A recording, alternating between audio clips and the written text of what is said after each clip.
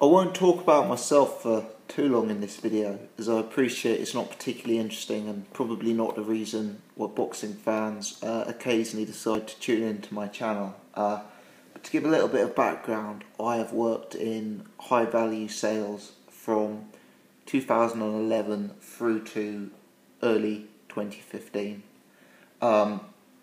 Predominantly, I have been involved in selling goods and services on behalf of a service company to client organisations within the oil and gas sector.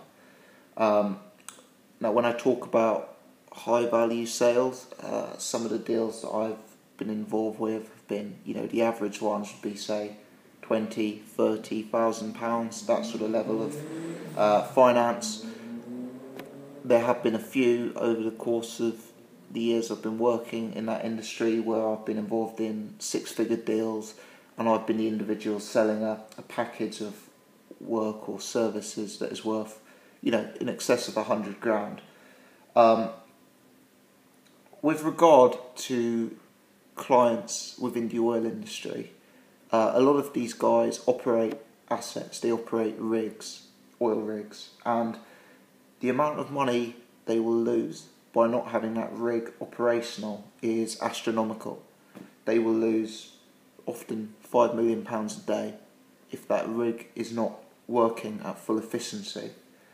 So when I've been selling products, services in the past, I've had to bear in mind that even though I'm trying to charge on behalf of my company, my employer, a relatively large sum of money, this number pales into insignificance compared to what the client company stands to lose if they decide not to proceed with services, if that makes sense.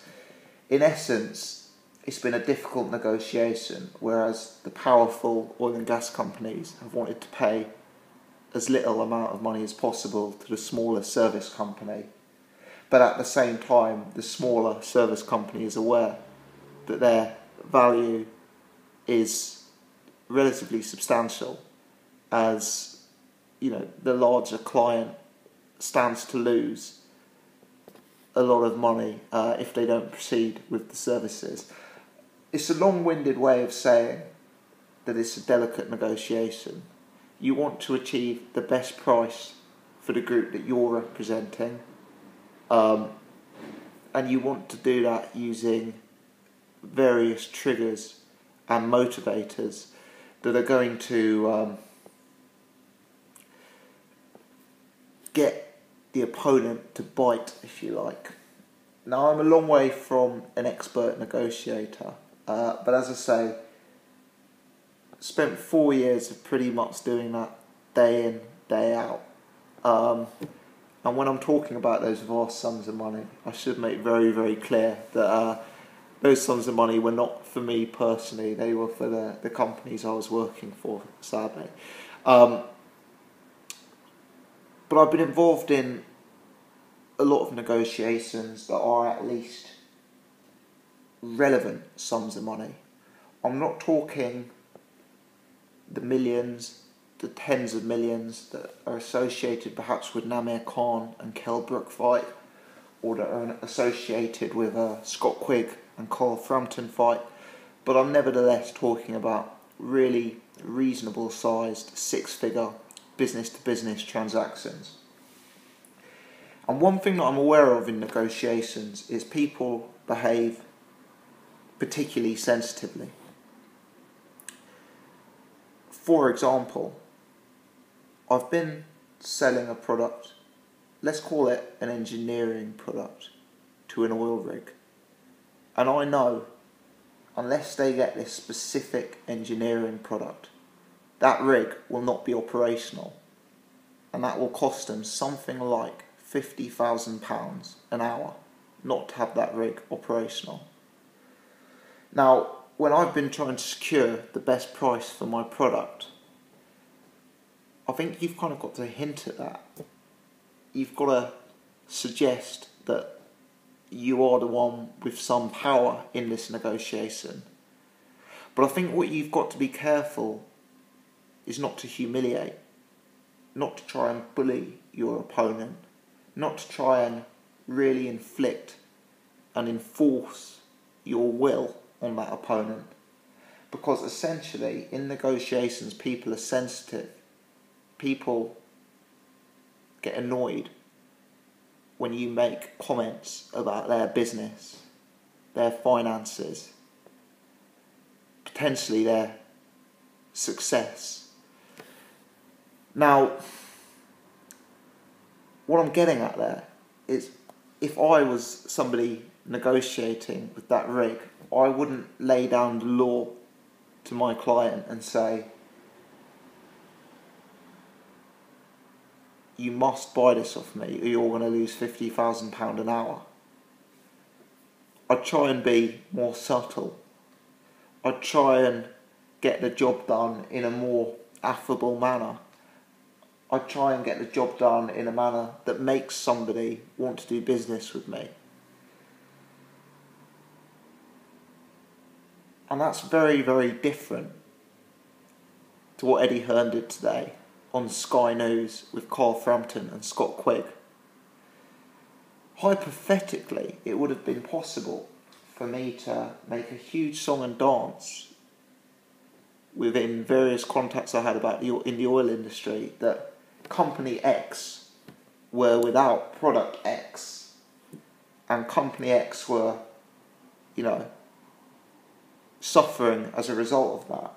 And hypothetically, that could make Company X come running to me and buy my product off me at an extortionate price.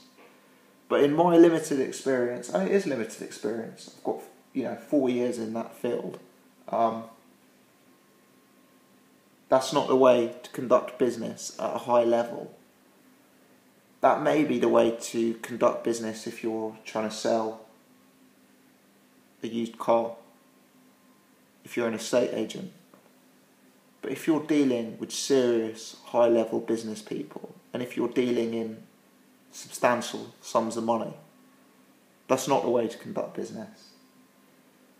Now, Eddie Hearn making that offer today, $1.5 million to Frampton. The offer he made to Amir Khan previously, where I think he guaranteed $5 million. He's putting his cards on the table, he's putting his balls on the line, and he is effectively calling out his opponent.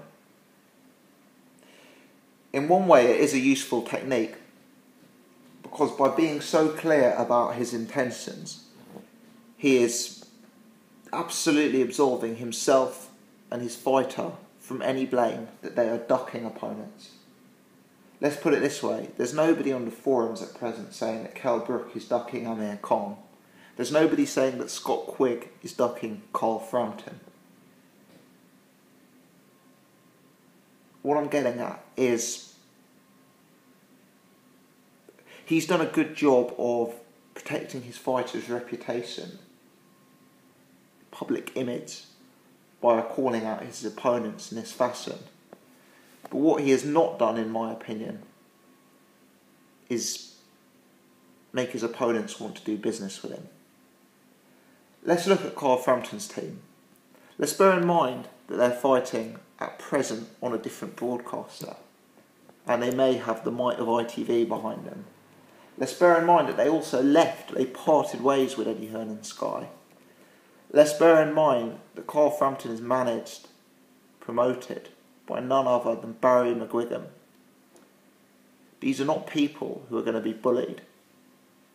These are not people who are going to be embarrassed. These are not people who are going to wet themselves the minute somebody says the word £1 million. If Eddie Hearn did that with me, I'd be out on the street fighting Lennox Lewis bare knuckle because I need the money. But Team Frampton, Team ITV, Team McGuigan are formidable. They're not going to be bullied. They're not going to be harassed, pestered, forced. I think what Eddie Hearn's done is turned the situation into a very confrontational one. He may well have taken a calculated risk that there is no chance of negotiating this fight by typical means. So let me throw this out there as a last resort. Let's throw it out there, you know, for public image of my fighter. That sort of thing. He may well have done that. And if he has done that, then fair play. You know, if he's done it as a last resort, you know, get some press, get some propaganda for your fighter, have everyone cursing the opponent and not your guy. If he's done that, that's fair enough. But my thoughts are, at present, Quigg Frampton is probably further away than it's ever been.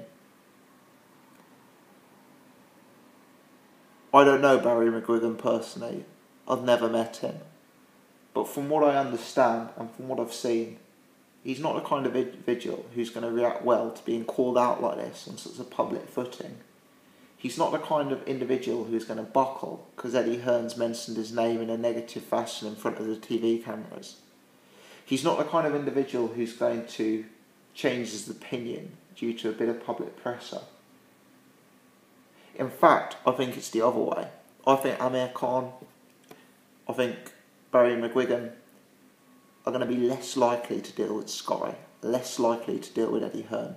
Because right now, these are hard men and they do not want to show themselves as backing down at the beck and call of Eddie Hearn. Yes, what he's done is good for his fighters' PR, in that no one thinks Quigg and Brook are ducking. That makes sense. Yes, it's gained some more public airtime for his two fighters. But in my opinion, what this deal has done is what these offers have done, public offers, calling people out publicly like this, has put the fights out of reach for a long period of time. Eddie Hearn knows a lot more about boxing than I do. He knows a hell of a lot more about boxing negotiation than I do. As I say, it's something I have some experience of, but I'm not an expert. But in my opinion, with my limited knowledge of how to conduct a business deal with some decent funds, this is not how you go about it if you actually want to close the deal. It's how you go about it if you want to achieve other things. PR, press, public image. But if you are genuine about closing a deal, this is not how you go about it. Let me know your thoughts. I'm interested to discuss. Thanks for watching.